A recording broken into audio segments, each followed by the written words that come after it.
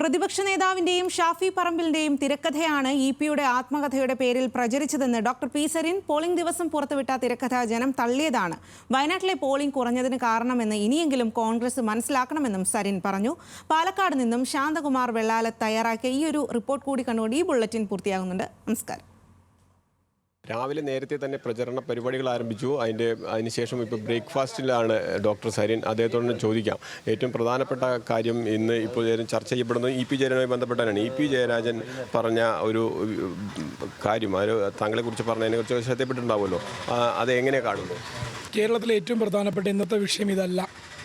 ഇന്നത്തെ വിഷയം ഇന്നലെ രാത്രി പുറത്തു വന്നൊരു കണക്കാണ്. വയനാട്ടിൽ പോളിംഗ് ശതമാനം 9.8 കുറഞ്ഞു എന്ന് പറഞ്ഞാൽ എന്താണ് ജനാധിപത്യ കേരളത്തിൽ നിന്ന് അതെന്ന് മനസ്സിലാവേണ്ടത്? 5.5 മാസം മുന്നേ വോട്ട് ചെയ്ത വോട്ടിൻ്റെ വില അറിയാത്തവർ വീണ്ടും ഞങ്ങളെ പലതിലേക്കും തള്ളിവിട്ടാൽ ഞങ്ങൾക്ക് വോട്ട് ചെയ്യാൻ മനസ്സില്ല എന്നാണ് ജനം പറയുന്നത്. 1 ലക്ഷം വോട്ടുകൾ പോൾ ചെയ്യപ്പെടാതെ പോയി എന്ന് പറഞ്ഞാൽ കോൺഗ്രസ് സ്ഥാനാർത്ഥിയുടെ ഭൂരിപക്ഷം ഇനി എത്രയാണ് നോക്കുമ്പോൾ കഴിഞ്ഞ തവണത്തെ നിന്ന് കൃത്യം 1 ലക്ഷം കുറച്ചോളൂ. ഇങ്ങനെ ഒരു തെരഞ്ഞെടുപ്പ് വിധിയാണ് ജനം കോൺഗ്രസ്സിന് നൽകുന്നത് എങ്കിൽ കാട് ഇളക്കി പ്രചരണം നടത്തി ഭൂരിപക്ഷം കൂട്ടാനിറങ്ങിയ കോൺഗ്രസ് പ്രവർത്തകർക്കും നേതാക്കൾക്കും ഒരു കാര്യം മനസ്സിലാകുന്നത് നല്ലതാണ്. ജനം കോൺഗ്രസ് ആഗ്രഹിക്കുന്ന പോലെ പ്രവർത്തിക്കാനിരിക്കുന്ന യന്ത്രങ്ങളല്ല.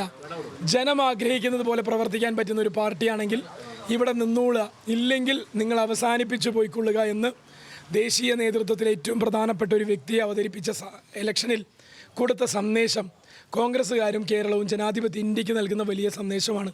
അതാണ് ഇന്നത്തെ ചർച്ചാ വിഷയം. പ്രിയങ്ക ഗാന്ധി കൊണ്ടുവന്നിട്ട് പോലും ജനങ്ങൾ അത് അംഗീകരിച്ചില്ല. അങ്ങനെ വരുത്തി തീർക്കേണ്ട ഗതികേടിലേക്ക് കേരളത്തിലെ കോൺഗ്രസ് പ്രിയങ്ക ഗാന്ധിയുടെ വലിപ്പത്തിനെ പോലും കുറച്ചു കൊണ്ടുവന്നത് കണ്ടില്ലേ?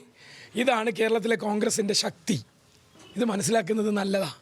ഇ.പി. ജയരാജൻ ഇന്ന് പ്രചരണത്തിന് ഇവിടെ എത്തുന്നുണ്ട്. ഇ.പി. ജയരാജൻ്റെ അദ്ദേഹത്തെക്കുറിച്ച് വന്നിട്ടുള്ള കാര്യങ്ങൾ ശ്രദ്ധയിൽപ്പെട്ടിരുന്നല്ലോ, അത് എങ്ങനെ വിലയിരുത്തുന്നത്? അദ്ദേഹത്തെക്കുറിച്ച് ഒന്നും പുറത്തു വന്നിട്ടില്ല. അദ്ദേഹത്തിൻ്റെതെന്ന് ആരോപിച്ച് കുറേ കാര്യങ്ങൾ പുറത്തു വന്നു. അദ്ദേഹം അത് നിഷേധിച്ചു. ഇല്ലാത്ത വാക്കുകൾ, ഇല്ലാത്ത കാര്യങ്ങൾ പറഞ്ഞ് ഒരു വിവാദം പോളിംഗ് ദിവസമാണ് നടന്നതെന്ന് ആലോചിക്കണം. എന്നിട്ടും കേരളത്തിലെ ജനങ്ങൾ കൊടുത്ത മറുപടി എന്താണെന്ന് നമ്മൾ കണ്ടതാണ്. പാലക്കാടും ഇതുപോലൊരു മറുപടിക്ക് പാലക്കാടത്തെ ജനങ്ങൾ കാത്തിരിക്കുക. അത് പുറത്തു വരുന്നതിൽ ഗൂഢാലോചന ഉണ്ടെന്ന് തോന്നി. അത് വളരെ കൃത്യമായി ഞാൻ പറഞ്ഞില്ലേ, പ്രതിപക്ഷ നേതാവിൻ്റെ ഓഫീസിനെ ഉപയോഗപ്പെടുത്തി നടത്തിയ ഗൂഢാലോചനയാണിത്.